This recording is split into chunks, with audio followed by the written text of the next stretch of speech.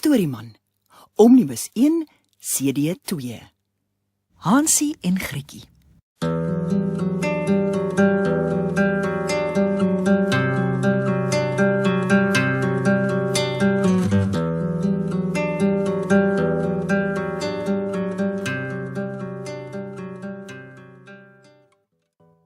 Aan die soem van 'n diep, donker woud het daar eendag 'n houtkapper met sy 2 kinders, Hansie en Grietjie, gewoon. Na sy eerste vrou dood is, het die houtkapper weer getrou, maar die nuwe vrou was 'n nare mens, hard en onvriendelik, en het Hansie en Grietjie nie lief gehad nie. Die houtkapper is elke dag bos toe om te gaan houtkap. Hy het baie hard gewerk, maar hoe hard hy ook al werk, hy het so min vir sy hout ontvang, dat hy dit later nie meer kon bekostig om kos vir sy gesin te koop nie. Toe Hansie en Grietjie een aand in die bed is, sê die houtkapper vir sy vrou: "Hoe gaan ons die kinders môre voed? Daar is omtrent geen kos oor nie." "Ons kan hulle nie voed nie," sê sy bitsig. "Ons het niks geld nie. Hulle is jonk en sterk. Hulle moet maar hulle eie kos gaan soek. Môre vat ons hulle na die middel van die woud. Dan kom ons sonder hulle terug. Ons moet hulle eenvoudig daar los." Die houtkapper gooi sy hande ontsteld in die lug op. "My kinders alleen in die woud laat bly? Sê nou die beere vreet hulle." "Wel, ek kan hulle nie meer kos gee nie," sê die vrou woedend. "Hulle moet eenvoudig gaan." Die houtkapper stry 'n lang tyd met sy vrou. Maar wanneer sy kwaad is hy so 'n harde, vreesaanjaende mens, dat hy op die ou end instem. Die twee se rusie laat Hansie en Grietjie wakker skrik. Hulle luister toe hul stiefmoeder weer vertel hoe sy van plan is om hulle in die woud agter te laat. Grietjie begin huil, maar Hansie fluister: "Toe maar, ek het ook 'n plan." Toe almal later daardie nag slaap, sluip Hansie by die trappe af, maak die kombuisdeur stilletjies oop en stap by die tuin in.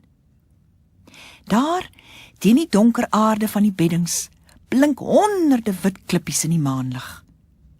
Hansie maak sy sakke vol klippies en sluip weer bed toe.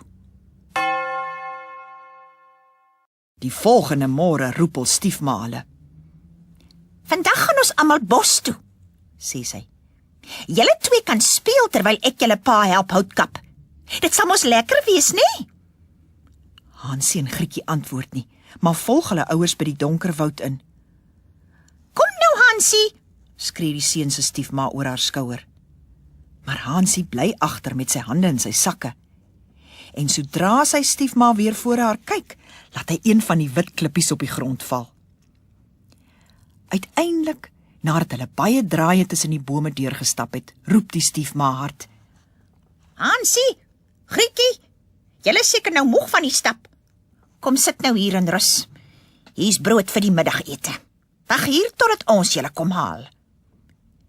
Die kinders eet die brood, en nadat hulle 'n tydjie gespeel het, raak hulle onder die boom aan die slaap. Toe hulle wakker skrik, is dit baie donker en hulle is nog alleen. "Hulle het ons hier gelos," snik Grietjie. "Ons sal nou nooit ons pad huis toe kry nie. Die beere sal ons eet." Maar Hansie wys haar hoe die wit klippies wat hy op die grond gegooi het in die maanlig skitter. Hy neem Grietjie se hand en saam volg hulle die wit klippies die hele pad huis toe.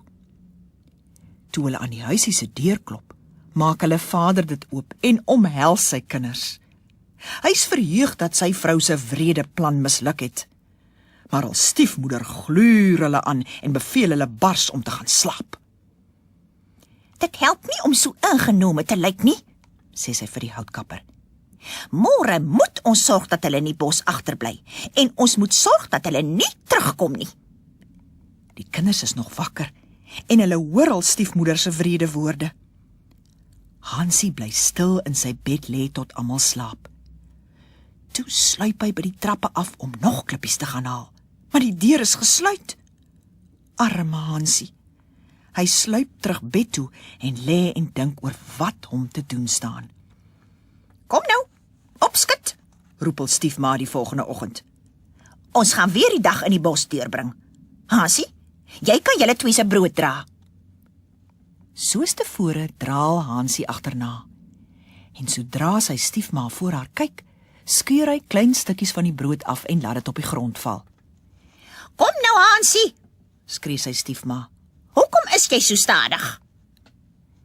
Na 'n lang ruk bereik hulle die middel van die woud, Kom, sit nou en eet julle brood terwyl ons hout kap. sê sy. Die lang stap het die tweetjies so uitgeput dat hulle spoedig vas aan die slaap raak. Toe hulle wakker word, is dit pikdonker en hulle is weer alleen. Hierdie keer huil Grietjie nie. Hoe het jy hierdie keer die pad aangedui, Hansie? Vra sy. Met broodkrummels. Maar waar is hulle? Ek sien niks. En hoewel hulle oral soek, vind hulle nie een van die krummels wat Hansie laat val het nie.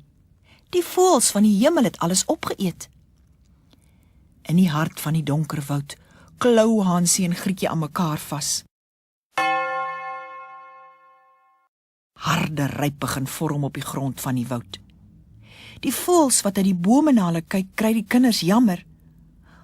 Ons het die seun se pad van krummels opgeëet, sing hulle treurig. Ons het mos nie geweet wat dit was nie. Dit is ons skuld dat die kinders koud kry. Die volgende oggend dwaal Hansie en Grietjie deur die woud, tot hulle by 'n groot grasperk tussen die bome kom. Verwonderd staar hulle na die fraai ou huisie wat daar staan. Dis van heerlike kos gemaak. Die mure is van gemmerbrood, die vensters van suiker en die dak van sjokolade. Dit lyk en ruik soos Paase en Kersfees saam.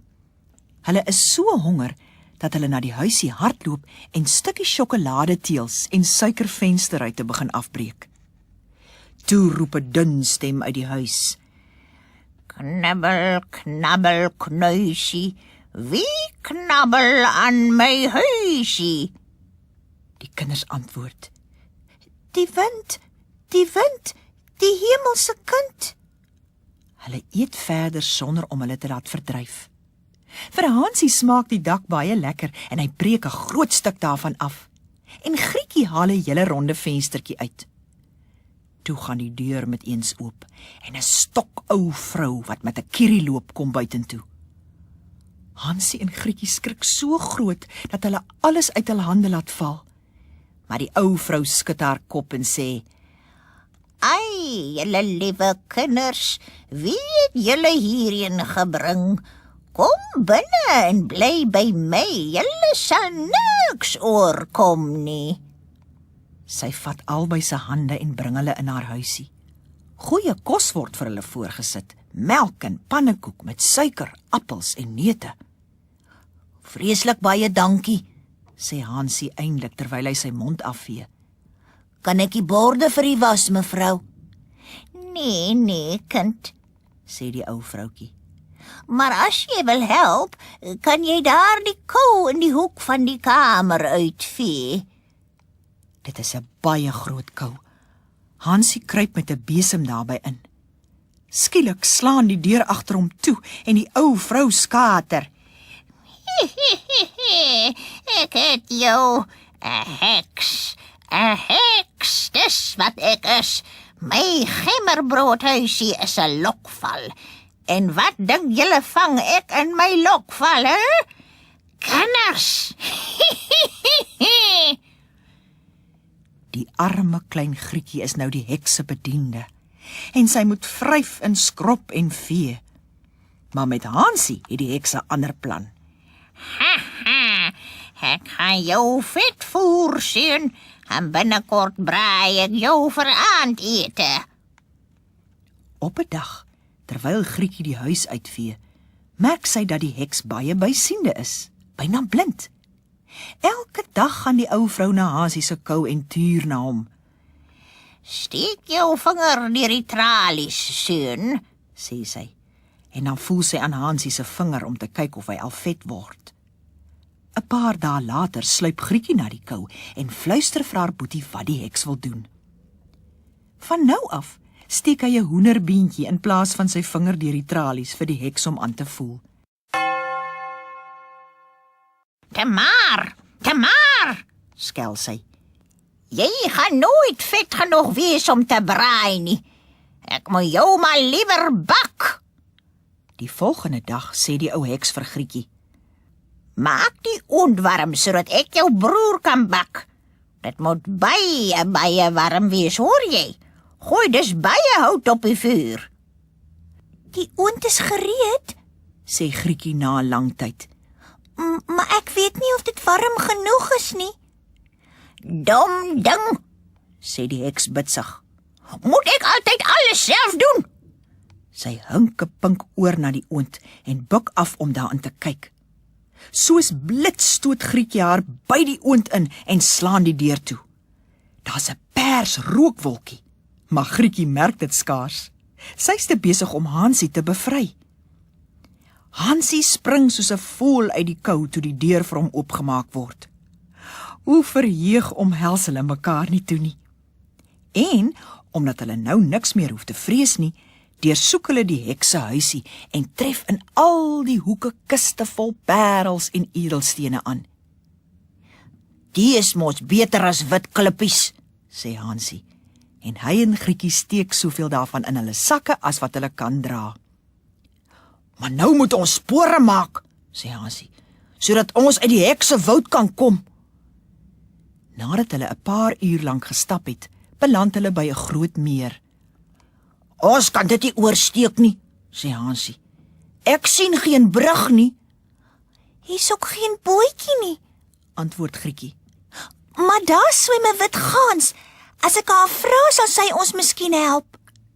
Toe roep sy: Gansie, Gansie, hier staan Grietjie en Hansie.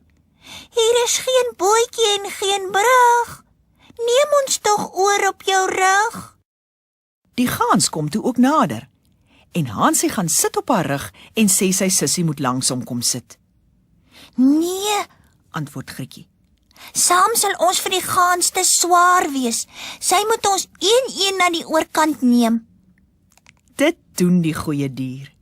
En toe hulle veilig en gelukkig aan die oorkant kom en 'n entjie verder gestap het, begin die woud vir hulle al meer bekend lyk. En eindelik sien hulle van ver af al pa se huis. Toe begin hulle hardloop, storm by die huis in en val al vader om die nek. Die man het geen oomblik vrede gehad nadat hy sy kinders in die woud gelos het nie.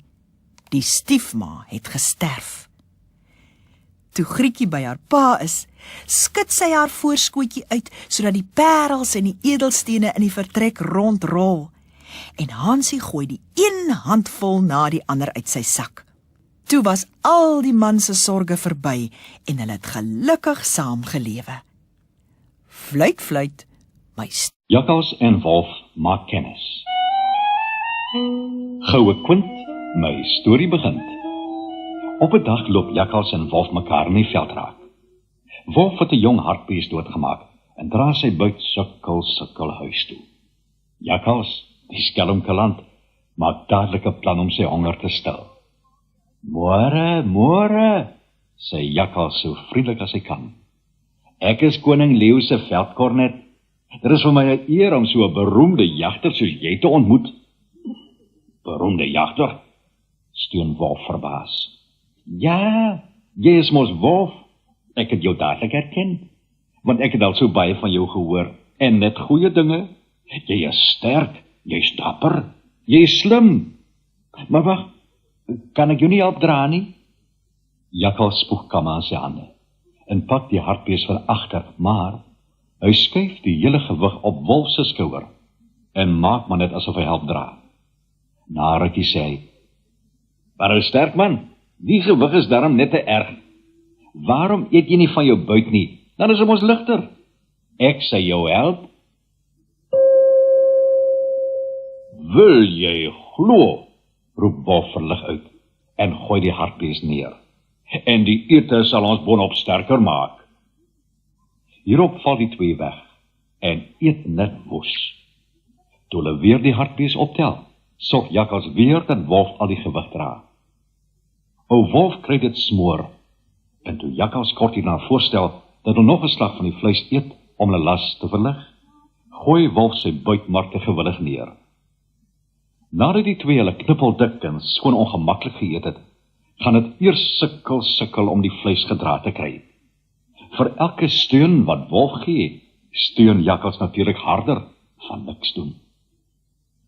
Ek sê jou sê wat ons kan doen, stel Jakkals voor. Ons begrawe die agterste helfte hier om het later te kom haal en dra net die voorste helfte na jou huis. So gesê, so gedaan. Nou is 'n las heel wat ligter.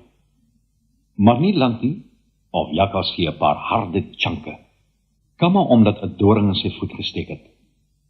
En vra Wolf om maar aan te stap. Hy sal hom nou inhaal. Wolf is skaars buite sig, of Jakkals spring kortom, gaan grawe die vleis uit en begrawe dit op 'n ander plek. En hy vee mooitjie sy spore by die eerste begraafplek dood en los Wolf se spore in die sand. Hierna hol hy vinnig agter Wolf aan en toe hy naby hom kom, hou hy hom weer danig mank, asof die doring regtig diep in sy voet gesteek het.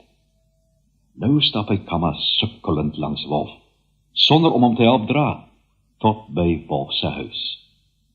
Goue kalf, my storie is half. Wolf se kwaai ma is tog te stuurs, toe sy net die helfte van die hartbees sien, en beskuldig Wolf dadelik dat hy die res opgeëet het. Toe Wolf haar vertel dat hy die ander helfte begrawe het, om dit later te gaan uithaal, glo sy hom nie, en moker hom met 'n stuk vuurhout oor die kop. Terwyl sy die vleis brom aan die kook kry, knoop Jakkals 'n praatjie met Wolf se suster aan, en sommer gou is hulle aan die wegkruipertjie speel. Maar moenie glo Jakkals speel sonder 'n fyn plan nie. Elke keer as hy by die vleispot verbyhardloop, gryp hy 'n stuk vleis en gooi 'n afgekoude been in die plek daarvan terug in die pot. Die vleis versteek hy in sy knapsak naby die pot. Na 'n ruk begin die doring in sy voet hom kamma weer pla, en hy maak verskoning en stap mank weg met sy knapsak propvol vleis. Toe hy by die huis kom, gaan hy en sy vrou boonop die oorige stuk vleis ook vir hul spens uitgrawe. Die volgende dag gaan vra hy ewe vir Wolf hoe die begraafde vleis gesmaak het, waarop Wolf hom dadelik beskuldig dat hy dit gesteel het. Jakkals hou hom beledig en antwoord: "Kom wys my waar jy my spore gesien het." By die eerste begraafplek tref hulle natuurlik net Wolf se spore aan, en Jakkals sê: "O so, jy kom haal jou vleisskelmpies, net om my te beskuldig dat ek dit gesteel het." Hierop stap hy tog te gekrenk weg. Maar net tot agter die naaste koppie, van waar hy Wolf gaan afloer. Wolf moet mos nou weer vir vleis jag, en nie lank nie, of Jakkals sien hom met 'n springbok oor sy skouer aangestap kom. Maar voordat Jakkals weer 'n skelmstreek kan uithaal, sien hy Wolf se kwaai ma van die ander kant af aankom. Sy vat die bok by Wolf en stap daarmee huis toe, sodat Wolf verder kan jag. Maar sy is skaars by die huis. Toe kom vertel Jakkals haar opgewonde dat sy dadelik vir Wolf moet gaan soek, want daaronder in die draai van die rivier is 'n yslike trop blesbokke vir hom en Jakkals om te vang. Ewig gretig laat Spaner Wolf se ma, saam met die res van haar gesin, om vir Wolf te soek. Jakkals wag net totdat hy alleen is, gryp die springbok en laat Spaner in 'n ander rigting. Toe Wolf en sy gesin geen blesbokke sien nie, het hulle onraad vermoed en terug huis toe gehardloop. Maar van Jakkals en hulle springbok was daar geen teken nie. Wolf se ma het gedreig dat sy Jakkals sou vermoor as hy ooit weer 'n voet op haar werf sit. En Jakkals was so bang vir haar, dat hy dit nooit weer naby Wolf se huis gewaag het nie. Dit is waarom Jakkals en Wolf tot vandag toe nie in dieselfde gate woon nie.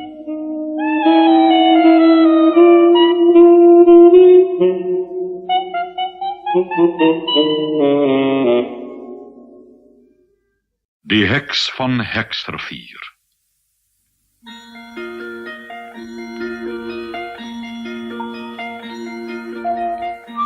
In 'n pragtige vallei, tussen die Kaapse See en die dorre Karoo, het 'n lieflike meisie lank gelede gewoon. Haar naam was Elisa Meyring. Mooi Elisa het almal haar genoem, omdat sy beslis die mooiste meisie in die hele vallei was. Van heinde en verre, selfs van buite die vallei, het die jong mans by Elisa op haar pa se plaas Buffelskraal kom flikkers gooi.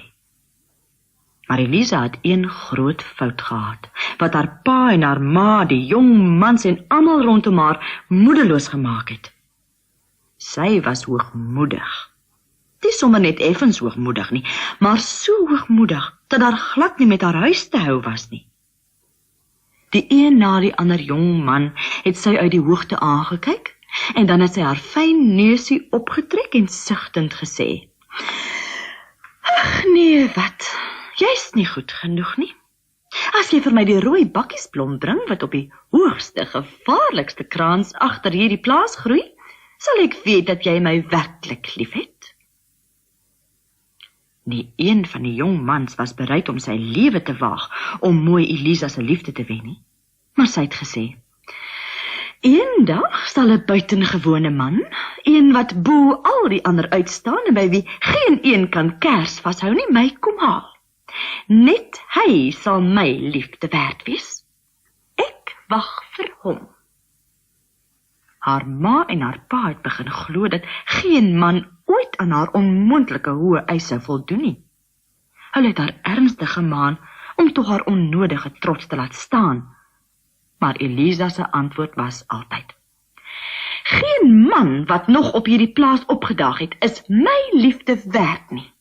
Die een wat my sy vrou wil maak, moet 'n baie besondere man wees."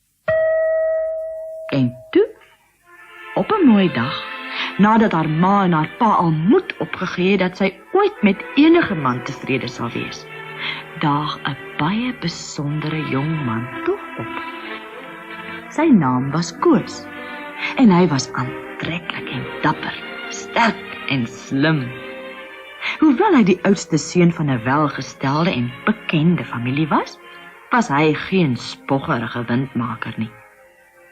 Sy beskeie geaardheid het nie versmoeg en sweet teruggedeins nie. Sy heerlike lag en sy strelende stem het oral vir hom vriende gewen. Hy skaars aan Elisa voorgestel, toe juig haar hart. Sy het geweet, hier is die man vir wie sy gewag het. Maar haar verskriklike hoogmoed het haar gekeer om dadelik in te stem toe hy haar vra om sy vrou te word. Sy het geweet, hy is haar liefde werd, maar sy wou hê, hy moet dit aan die hele vallei bewys. Daarom sê sy vir hom, "Op die hoogste gevaarlikste kraans agter hierdie plaas, groei 'n bloedrooi bakkiesblom. As jy dit vir my gaan pluk, sal jy aan my en aan die res van die vallei bewys, dat jy verdien om met my te trou." Sonder 'n oomblik van huiwering antwoord Koos, As dit jou by bruid sal maak, sal ek daardie hoë gevaarlike kraans singend uitklim, om die blom in die hande te kry. En dit is toe nie sommer net spogpraatjies nie. Terwyl hy vreesloos hoër en hoër klim, klink die lied wat hy sing van waagmoed en van liefde helder en lieflik oor die berge en in die vallei op. Toe Elisa dit hoor, weet sy dat hy haar liefhet, en sy word spyt oor die gevaarlike opdrag wat sy hom gegee het. Maar spyt kom altyd te laat.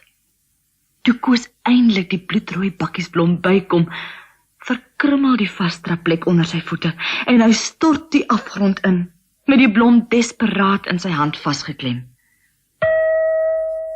Toe Elisa hoor dat sy Koos na sy dood gestuur het, word sy waansinnig van smart en berou. Met alle geweld wil sy nou self die gevaarlike kraans gaan uitklim. Haar ouers probeer haar keer, maar rede verstaan sy nie meer nie. Op laas sluit hulle haar in 'n dakkamertjie toe, om haar van die kraans weg te hou. Hier leef sy 'n hele ruk lank in haar waansin, totdat sy op 'n helder maanlignag eindelik daarin slaag om te ontsnap. Besete klim sy die kraans uit, na waar die bloedrooi bakkiesblom gegroei het. En toe die vasdraplek ook onder haar voete verkrummel, stort sy die afgrond in, met Koos se naam op haar lippe. Maar selfs die dood kon Elisa nie van haar verskriklike berou verlos nie. Elke maandagnag, so vertel die mense van die vallei, soek sy na Koos, om hom om vergifnis te smeek. Jy kan haar skaars sien, want sy's net 'n skim, en skaars hoor, want haar stem is net die sug van die wind. Maar sy is daar. Vandag ken almal haar as die heks, omdat haar hoogmoed haar eie lewe en die lewe van haar geliefde gekos het. En haar vallei, tussen die Kaapse See en die dorre Karoo, word die Heksrivier Vallei genoem.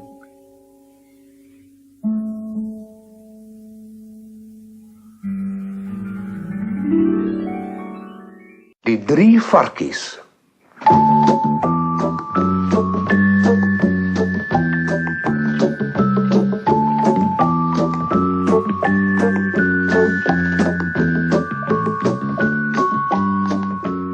Eens op 'n tyd het 3 varkies saam met hulle mamma en pappa in 'n huisie gewoon. Maar na mate hulle groter word, het die huisie gelyk asof dit al kleiner en kleiner word. "Daar's net nie meer genoeg plek nie," roep hul ma eendag uit. "Julle moet maar self 'n plek in die wêreld gaan soek." "Ek sal my eie huis gaan bou," sê die eerste varkie. "Ek ook," sê die tweede. "Ek ook," sê die derde. Die eerste varkie bou 'n huis van strooi. Die tweede varkie bou 'n huis van takkies. Die derde varkie bou 'n huis van klip. Dit neem hom baie langer om dit te bou as die ander 2 sin, maar dit is buitengewoon warm en knus van binne. Boonop is dit baie sterk. Kort na die eerste varkie sy strooihuis voltooi het, klop iemand aan die deur. "Varkie, varkie, laat my in," sê 'n groot swart wolf wat baie lus voel vir varkchops. "Nee, by die baard op my kennetjie ken," sê die eerste varkie en grendel die deur van sy huisie van strooi. Die wolf grom. "Dan sal ek raas en ek sal blaas en ek sal jou huis omblaas," sê hy. En dit doen hy toe ook. Hy blaas die strooihuisie om. En die eerste varkie hol gillend na die tweede varkie se huis. Die wolf kom agterna gehyg. Toe hy by die huis van takkies kom, sê hy: "Varkies, varkies, so laat my in." Want hy dink al klaar aan die lekker sappige spek wat hy vandag gaan eet. "Nee, by die baard op my kennetjie ken," oink die tweede varkie en hy grendel die deur van sy takhuisie. "Dan sal ek raas en ek sal blaas en jou huis omblaas." En dis wat hy toe doen. Die huisie van takkies dwarrel soos blare in 'n storm weg en die 2 varkies hardloop gillend na hulle oudste boetie se kliphuis. Die wolf kom agterna gehyg. Deur die derde varkie se briewebus knorr hy: "Ag, varkies, varkies, laat my in." Want hy dink aan die heerlike ham wat hy vanaand gaan eet. "Nee, by die baard op my kennetjie ken," oink die derde varkie en hy grendel die groot eike deur van sy kliphuis. Die wolf lag maar net. "Dan sal ek raas en ek sal blaas en ek sal jou huis omblaas." En dis net wat hy probeer doen. Hy raas en hy blaas. Toe begin hy blaas en raas. Maar hoe hy ook al blaas en hoe hy ook al raas, hy kan nie 'n enkele klip van die huis laat roer nie. "Dis nou genoeg van die varkie," knor die hongerwolf. "Hy dink sy kliphuis is veilig, maar daar's meer as een manier om in te kom." Toe gaan haal hy 'n leer en klim op die kliphuis se dak. 3 varkies om te eet, dink hy. Jam, jam, jam. En hy begin in die skoorsteen afklim. In die huis het die 3 varkies die wolf se kloue op die dak gehoor. Ag, genade, roep die eerste en tweede varkies. Wat sal ons doen? Maar die derde varkie, wat juis besig was om sop oor die oop vuur te kook, blaas die vlamme hoër en luister hoe die warm sop borrel. Die wolf gly in die skoorsteen af en plons in die kookpot. Hy gee een geweldige gil en dit was die laaste sien van die blikkantien.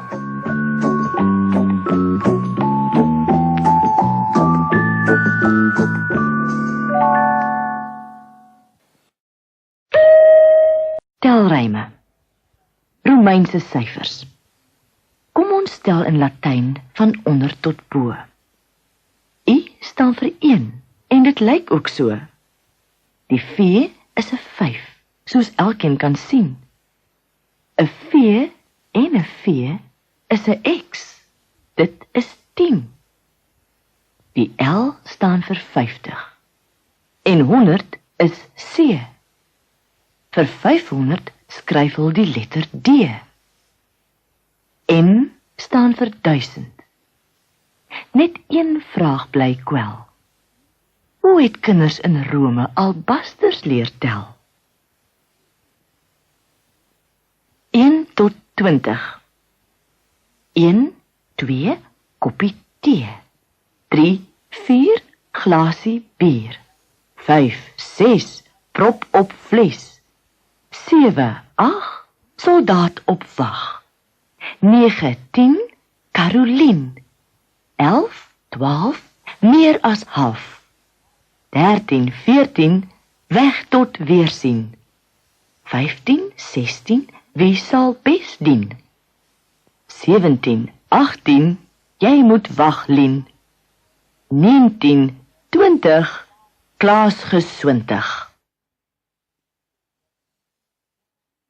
Die Fransman. Onder die groene bome lê 'n Engelse skip. Die Fransman is gekome. Hy is so gek as ek. Hy dra 'n hoed met pluime, met kant en lint oortrek. Kom, laat ons telle onder ons geselle. 10, 20, 30, 40, 50, 60, 70, 80, 90, 100.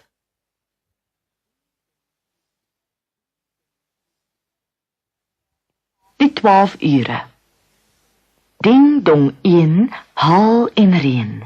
Ding dong 2, swys en smee. Ding dong 3, wie sal pie? Ding dong 4, wilde stier. Ding dong 5, siel en lyf. Ding dong 6, word gekwes. Ding dong 7, staan en bewe. Ding dong 8, dit word nag. Ding dong 9, vier 'n sege. Ding dong 10, hoor en sien. Ding dong 11, ken jouself. Ding dong 12, dooie kalf. Auntie Somers. Andrie Somers was 'n geslepe dief. Hy was buitensyd bekend aan die Kaap van die ou dae. Geen tronkmuur kon hom vashou nie. Keer op keer het hy in die tronk beland en keer op keer het hy gou weer ontsnap. Hoewel hy geen wreedaard of moordenaar was nie, het hy op 'n dag 'n tronkbewaarder platgeslaan om te ontsnap. En toe hy 'n paar dae later hoor dat die bewaarder gesterf het Andrie Somers geweet sy Kaapse dae is getel. 'n Dief word tronk toe gestuur en kan altyd weer ontsnap, mits hy so slim soos Andrie Somers is, besluit hy. Maar 'n moordenaar se paadjie lei reguit galg toe. En omdat Andries nie vir die galg kan sien nie, vlug hy uit die Kaap, oor die berge die binneland in. Om seker te maak dat niemand hom herken nie, trek hy 'n lang rok en 'n groot kappie van sy suster aan. Hy noem homself nou Auntie en kry vir hom werk op een van die plase. Maar die vroue saam met wie hy op die landerye werk, vermoed onraad en hou hom fyn dop. Die Auntie se hande is 'n bietjie te groot, sê die een. En haar stem is 'n bietjie te grof, voeg 'n ander een by. Kyk net daai manskoene wat onder die rok uitsteek. Die Antjie is geen vroumens nie. Antjie, is jou naam nie dalkies Annegies nie? Begin al tart. En toe Andries dit hoor, weet hy moet voort, om op 'n ander plaas te gaan werk. Maar ook op die volgende plaas begin die werkers om kort voor langs spot. Antjie, ou Andries wil hom Antjie hou. En so hou dit aan, van plaas tot plaas, totdat Andries somers op laas besef dat hy nêrens meer tussen mense kan woon nie. Daarom vlug hy die berge in, waar hy soos 'n wilde dier begin lewe. Maar hy hou nie rekening met die nuuskierigheid van die kinders wat gereeld in die berge kom speel nie. Sommer gou doen allerhande bangmaakstories die ronde van die eienaardige mens wat in die berge lewe. Hy dra die klere van 'n vrou, maar hy klouter die kraanse uit soos 'n man, vertel die kinders mekaar groot oog. En hy maak klein velddiertjies met klippe dood en prop hulle in 'n groot sak wat hy altyd oor sy skouer dra. Elkeen las maar altyd graag 'n paar woorde by 'n skrikstorie. En weldra word vertel dat die vreemde vent van die berge nie net diere in sy sak prop nie, maar ook kinders, as hy hulle kan vang. Die groot mense hoor die kinderstories en begin wonder. Toe hulle mettertyd uit die Kaap verneem dat 'n geslepe moordenaar, Andries Somers, binneland toe gevlug het, wonder hulle nie meer nie. Toe weet hulle, dis die einste Andries Somers wat hier in die berge woon. Hy kan geen Andries wees nie. Hy het gaan in vroueklere, Stry die kinders. Hy wil seker Antjie wees. En om vir mekaar te wys hoe danig dapper hulle is, kies hulle toe juist die Koersberge toe om daar te loop en koggel. Antjie Somers, ou Antjie Somers. Andries hoor die gekoggel, vervlies hom gruwelik en storm met sy groot sak op die kinders af om hulle te verdryf. Toe hardloop die kinders daarom. Uit asem en skoon en trane kom hulle by hulle ouers aan. Antjie Somers wil ons vang en in sy groot sak prop. Julle wil mos, waarsku die groot mense. Bly weg van Antjie Somers, hy vang stout kinders. Die kinders het nie dadelik geluister nie. Maar elke keer as Antjie Somers 'n paar van hulle skrik gemaak het, was hulle minder lus om hom weer te gaan tart. Na 'n ruk het nog net 1 of 2 dapperes, net nou en dan, dit nog in die berge gewaag. En dan het hulle ook nie vir Antjie Somers gekoggel nie, en gesorg dat hulle so ver moontlik uit sy pad bly. En elke keer as 'n kind stout of ongehoorsaam was, het sy ma of pa gedreig. Pas op vir Antjie Somers, hy vang stout kinders. En toe die kinders groot mense word, het hulle weer hulle eie kinders met ou Antjie Somers gedreig. En so is die bangmaakstorie van geslag tot geslag oorgedra tot vandag toe.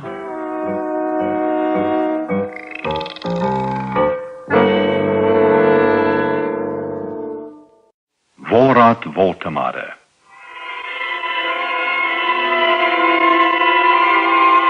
Die Kaap van storms is nie sonder rede so genoem nie.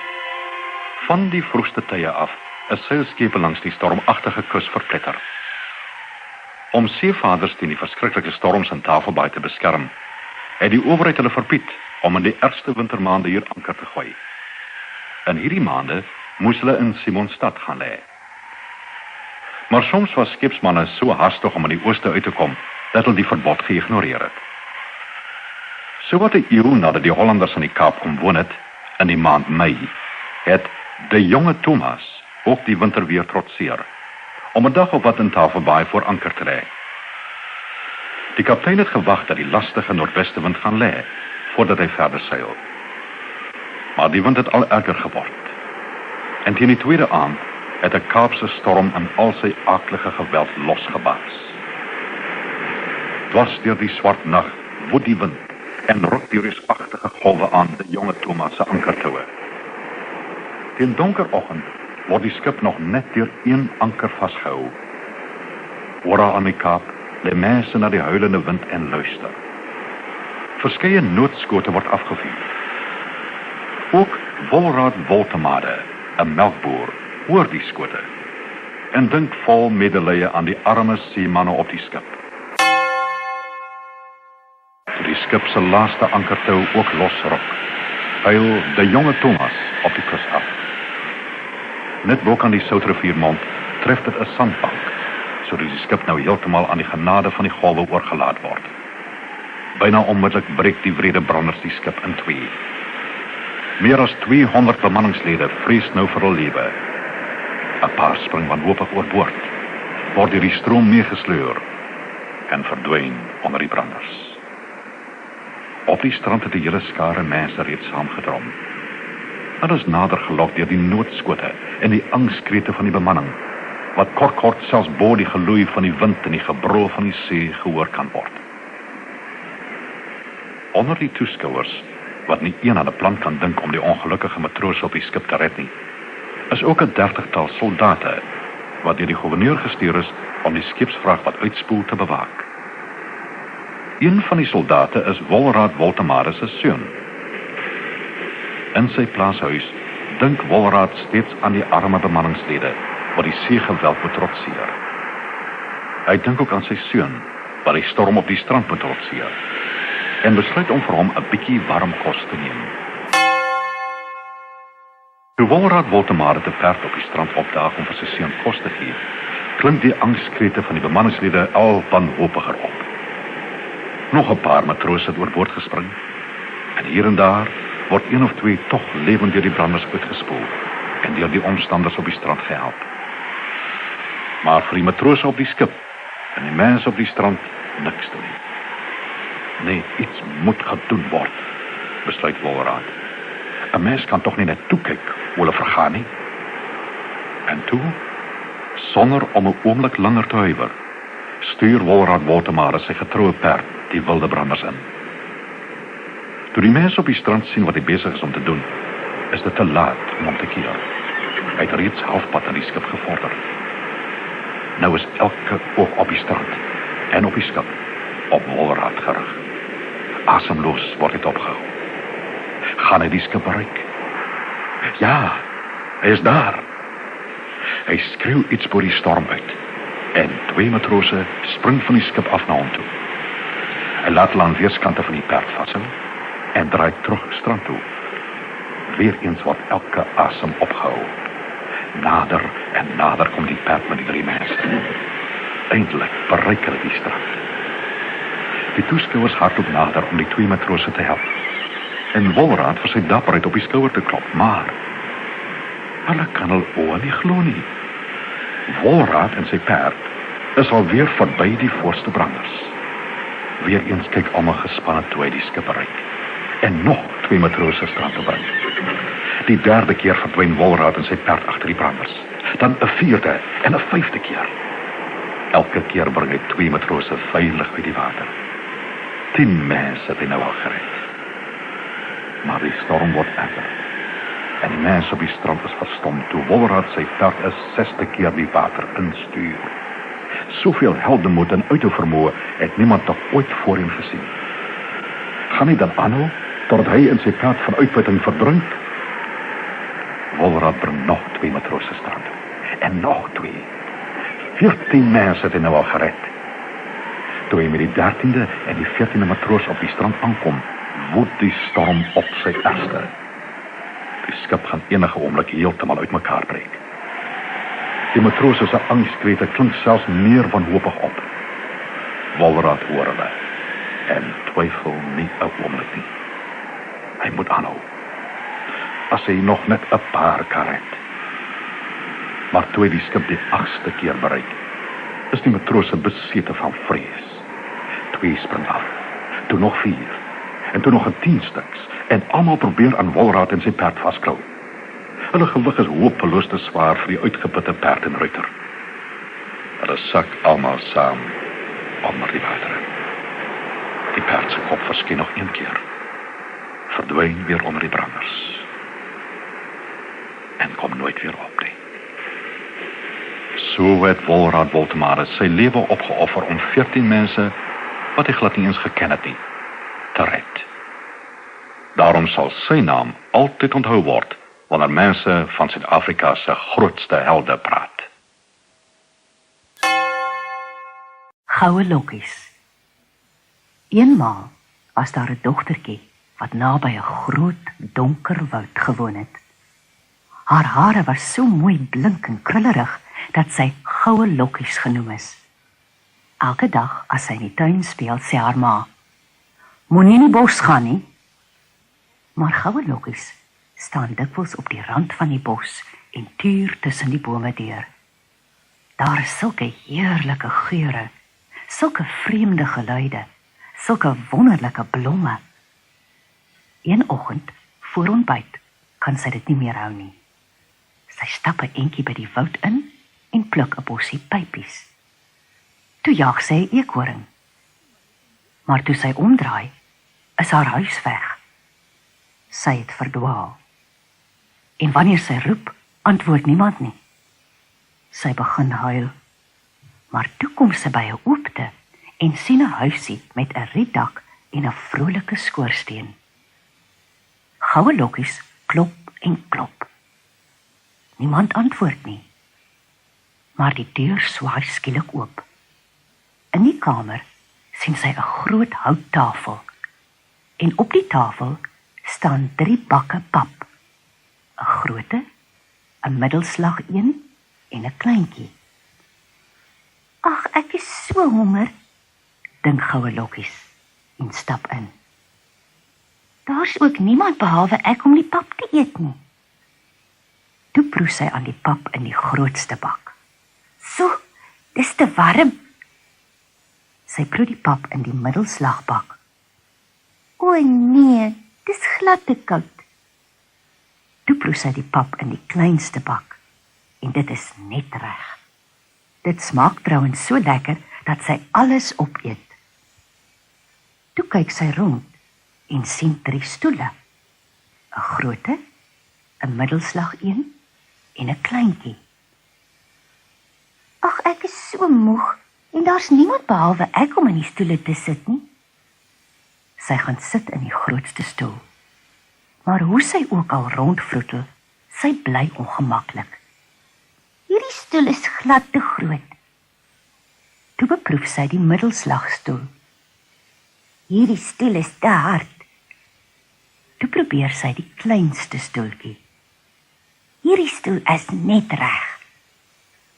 Maar skielik breek die stoeltjie en val op die vloer. Goue lokkies staan op en stap by die trappe op. In die slaapkamer kry sy 3 beddens. 'n groote, 'n middelslag een en 'n kleintjie. "Ag, ek is so vaak en daar's niemand behalwe ek om op die beddens te lê nie."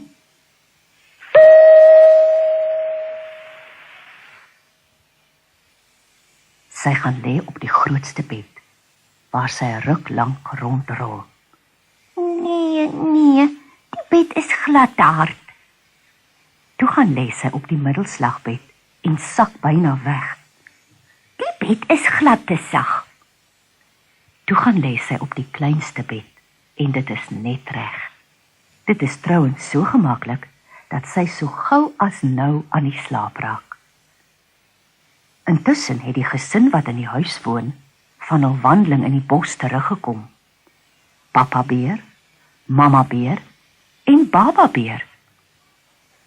"Ons pap sal nou koel genoeg wees om te eet," sê papa beer. "Ek hoop so, skat," sê mamma beer.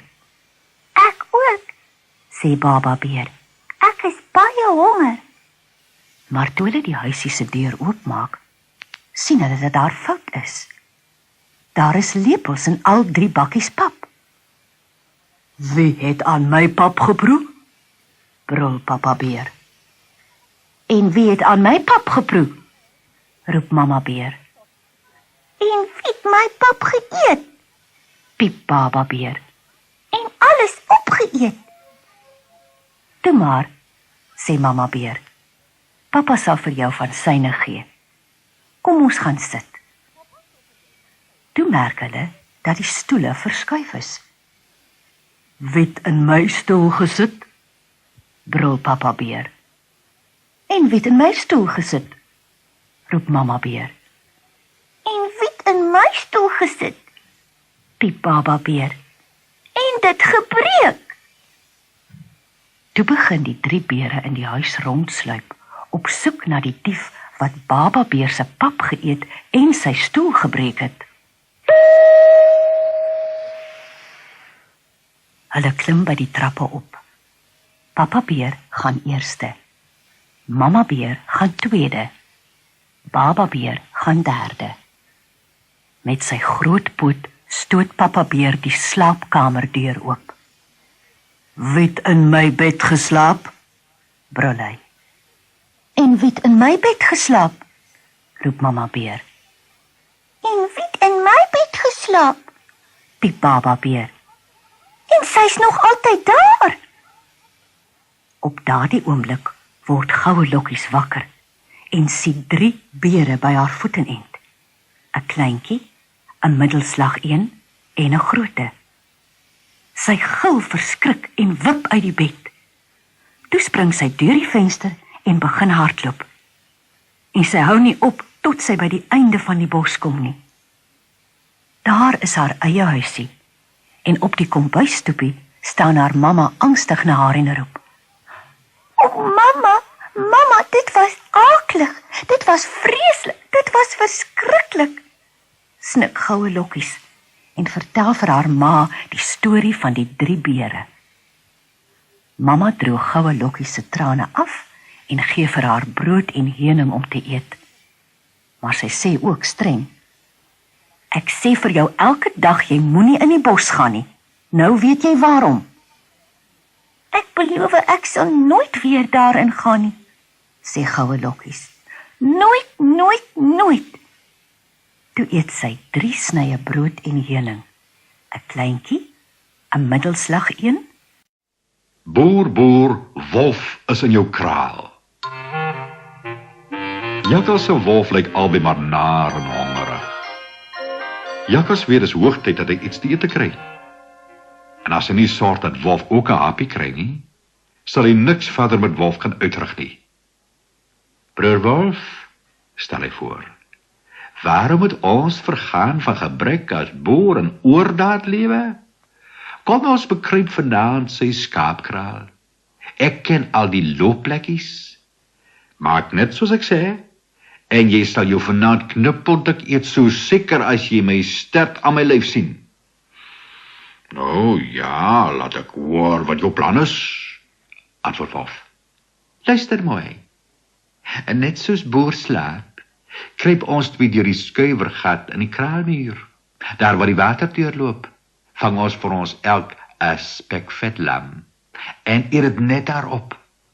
En as ons nog wil hê, vang ons nog, totdat ons tamboer dik is. Wolf se mond water vir die vetvleis, maar hy is skrikkerig. Deur die skuiwergat kruip, nee, broer Jakkals, dit klink vir my al te gevaarlik. Nou pog, antwoord Jakkals. As jy te bang is, sal ek, wat Jakkals is, eerste inkruip, dat jy agterna kom. Hoe klink dit vir jou? Dop, Jan, doppie, roep Wolf uit. Jy kruip voor, en jy hou jou woord hoor. Dit word nag, en toe die skaduwees gitswart op die plaaswerf val, kruip die 2 kalante na die skaapkraal. Jakkals snuif eers in die wind op, of in die boer se onderruitie. Alles is doodstil en rustig. Toe kom, broer Wolf, fluister hy, en Wolf volg hom ewe onderdanig. By die skuiwergat luister Jakkals eers wat in die kraal aangaan. Hy hoor hoe die skape vreedsaam lê en herkou. Versigtig kruip hy in, met Wolf agterna, en in 'n ommesientjie het elkeen 'n lam teen die grond. Maar Jakkals het met die inkruipslag opgemerk dat die skuiwergat brandnou is, en ag dit raadsaam om hom nie te ooreet nie. Hy gaan pas kort of hy hom nog deur die gat kan wikkel.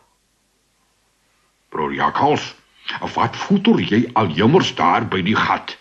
Raas Wolf. Net nou hoor boer of sy honde ons en dan sal dit met ons smoor gaan. Jakkals maak Wolf wys dat hy elke keer gaan kyk of alles nog veilig is. Toe hy weer gaan pas, weet hy dat dit tyd is om op te hou eet.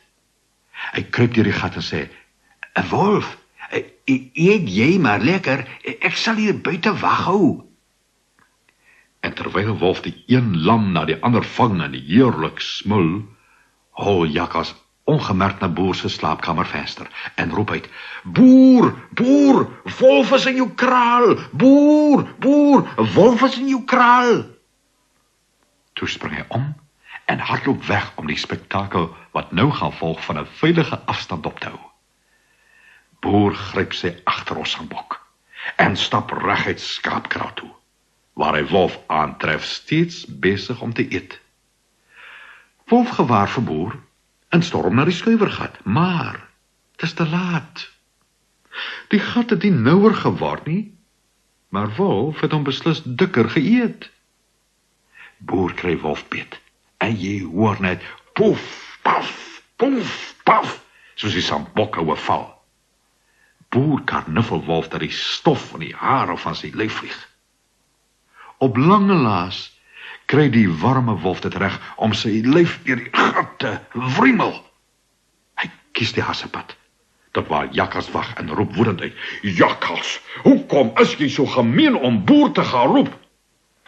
Broer Wolf, jy bedaard, keer die gestepe Jakkals. Dis nie ek wat Boer geroep het nie. Dis niemand anders nie as Bobbejaan met sy groot mond. Dis hy wat voor Boer se venster aan die boom vasgemaak is, wat geroep het, Boer, Wolf is in jou kraal. Ek het hom self gehoor. Wolf glo Jakkals maar weer. En die twee stap aan.